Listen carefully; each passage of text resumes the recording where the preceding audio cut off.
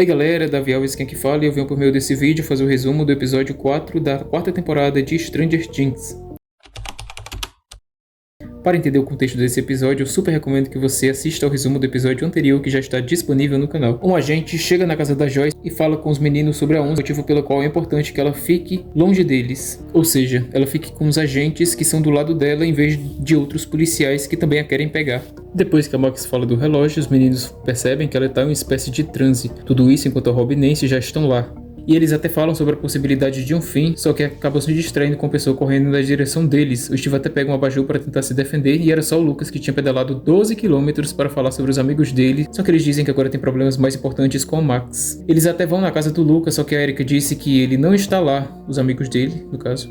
No porão do Max, eles veem a Max escrevendo algumas cartas e a Nancy e a Robin se passam de alunos de psicologia para falar com o Victor. A Robin até vai ter que mudar o estilo. E o guarda novamente falou com Hopper sobre a possibilidade de 1 em 100 dele escapar.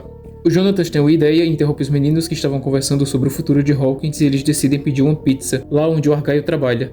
A Max entrega a carta para ele, pedindo que eles não abram, e ela vai até o outro lado da cidade de Hawkins. Steve até tenta não ir, só que ele acaba cedendo. Nancy e Rob vão falar com o diretor para tentar falar com o Victor. Quase não conseguem, só que depois de um monólogo da Rob dizendo das dificuldades das mulheres na ciência, elas acabam conseguindo falar com ele. E a gente vê o início da amizade delas. Corta para Joyce e Murray chegando no Yuri, ao que ele primeiro vai contar o dinheiro para que depois eles façam a viagem. E o Hope enfim consegue fugir do que eu diria ser uma das melhores cenas e sequências da série. Max vai deixar cartas na casa da mãe até vê-la e conversar com ela. Só que do nada, ela se abraça com o Vecna e ela se percebe em outro lugar. Antes de fato conseguirem falar com Victor, elas fazem um tour pelo lugar e Robin convence o homem para que elas falem sozinhas com ele. Então, ele deixa elas sob a guarda do homem que lá trabalhava e sai meio desconfiado.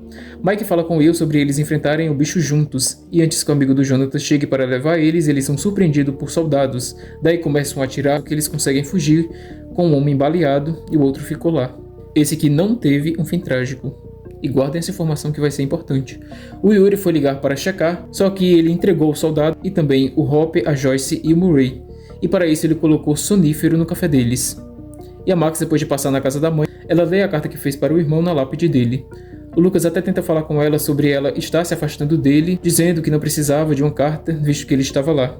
E as meninas falam com o Victor, e ele fala sobre a forma com a qual o Vecna ataca. E elas perguntam a ele como ele sobreviveu. Daí ele conta toda a história da família dele, desde quando ele veio se mudar. Diz que passou um mês sossegado na casa e também que o garoto dele era sensitivo e que eles viviam meio atormentados por pesadelos frequentes. E ele fala a forma como a família dele teve um fim trágico. Antes disso, ele disse que um rádio estava ligado e depois a gente vê no flashback que ele também começou a alucinar, só que ele seguia uma voz doce e depois ele começa a cantarolar. Nancy até pergunta que voz era aquela. Só que o homem entra na sala dizendo que descobriu toda a verdade sobre elas, o diretor do hospital. E a Max começa a alucinar vendo o irmão, enquanto a Robin deduz que a voz que o Victor ouviu era música, enquanto ela passa ali por uma das salinhas que estava tocando um disco, visto que ele também estava cantarolando.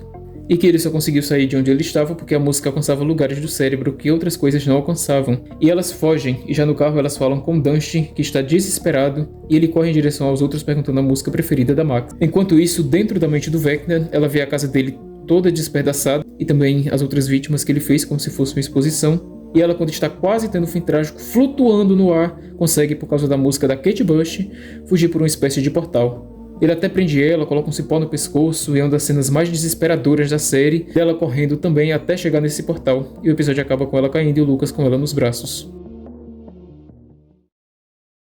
Se você gostou desse vídeo, não esquece de compartilhar com alguém que também gosta de Stranger Things e de filmes e livros, o que esse canal também aborda. Se inscreva no canal e deixe o seu like. Até daqui a pouco com o próximo vídeo.